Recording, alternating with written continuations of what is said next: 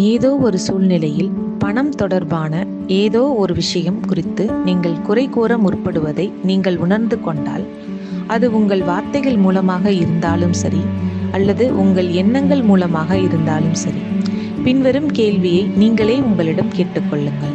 இந்த குறை கூறுதலுக்கான விலையை கொடுக்க நான் தயாராக இருக்கிறேனா?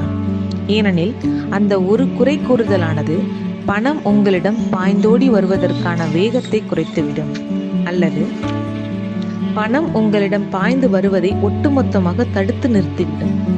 இன்றிலிருந்து எப்போதெல்லாம் நீங்கள் பணத்தை பெறுகிறீர்களோ, அது உங்கள் வேலைக்கான ஊதியமாக இருந்தாலும் சரி, அல்லது உங்களுக்கு வரவேண்டிய பணமாகவோ அல்லது ஒரு தள்ளுபடியாகவோ இருந்தாலும் சரி, அல்லது யாரேனும் ஒருவர் உங்களுக்கு கொடுக்கும் ஒரு பொருளாக இருந்தாலும் சரி, அது குறித்து நீங்கள் உண்மையிலேயே நன்றியுடையவராக இருப்பீர்கள் என்று உங்களுக்கு நீங்களே ஒரு வாக்குறுதி கொடுத்து கொள்ளுங்கள். நீங்கள் பணத்தை பெற்றுள்ளீர்கள் என்பதைத்தான் இந்த ஒவ்வொரு நிகழ்வும் குறிக்கின்றது. அதோடு இந்த நிகழ்வுகள் ஒவ்வொன்றும் நீங்கள் தற்போது பெற்றுள்ள பணத்திற்காக நன்றியுணர்வுடன் இருப்பதன் மூலம் உங்களுடைய பணத்தை மேலும் அதிகரிப்பதற்கும் பெருக்குவதற்கும் நன்றியுணர்வின் மாயாஜால சக்தியை பயன்படுத்துவதற்கான ஓர் வாய்ப்பை உங்களுக்கு கொடுக்கின்றது. நன்றி, நன்றி, நன்றி.